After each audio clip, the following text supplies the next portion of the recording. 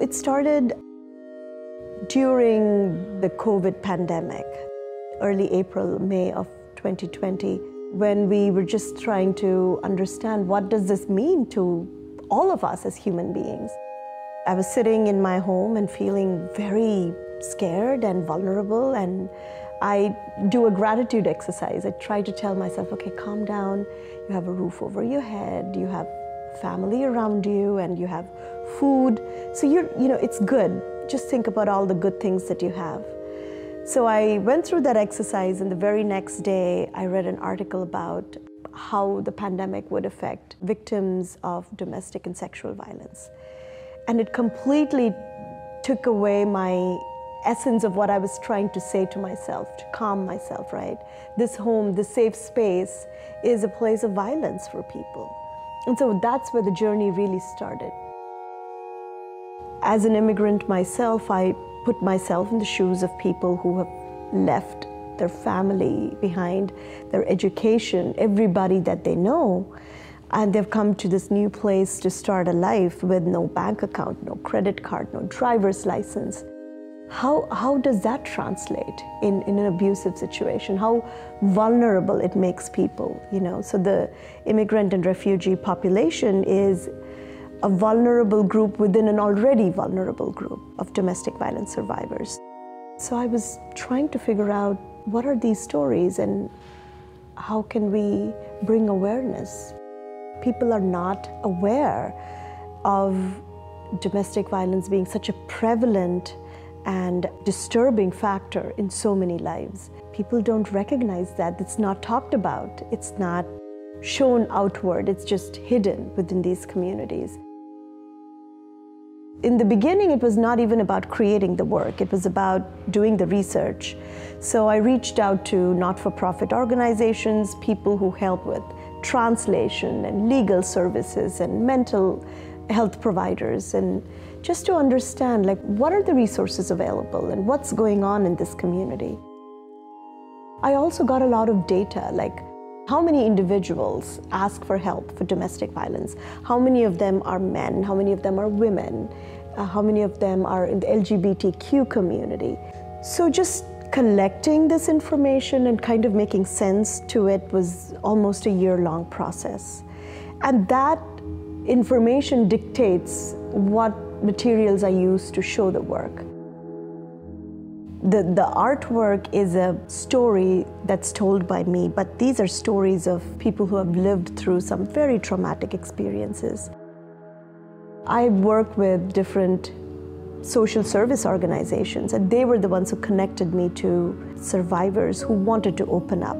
Not everybody wants to relive these stories, but some of them were comfortable doing it, and so they were the people that I spoke to. Every person's story is unique, and I respect their privacy, which is why I take an abstracted version of the story to present to the viewer.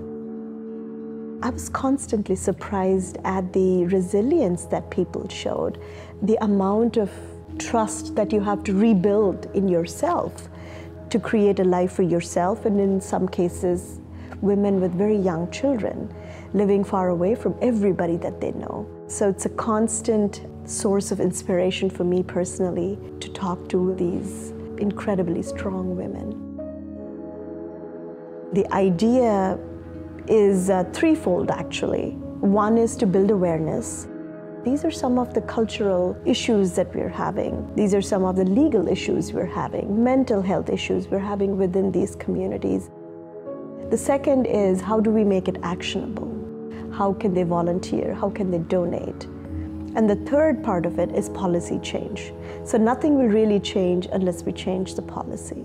And the best way to change the policy is to educate. One of the things that I want to bring awareness to is the idea that a lot of these social service programs was not designed for people who have come as immigrants and refugees. So there is another barrier. There's a language barrier and a legal barrier that is in place that makes it harder for people like that to come out and even understand that these resources are available, and even understand that certain practices that they think is okay in their household is actually illegal. So to make the general public understand that there is that divide, that we need to bridge, that is a big part of why I put together this project. I use a very intricately hand-cut Tyvek paper, watercolor paper. That's where the journey started with my installation work. But I also work with plexiglass, steel mesh, aluminum mesh. I am working more and more with different kinds of technologies as well. A big portion of the work, though, is still hand-cut paper. Paper is very delicate, but also very strong.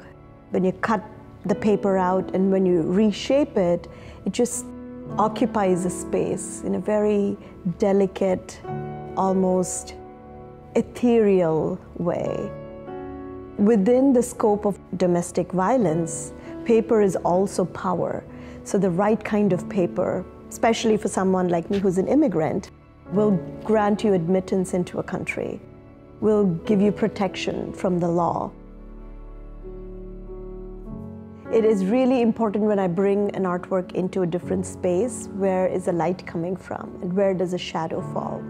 It also ties into a domestic violence survivor's untold stories.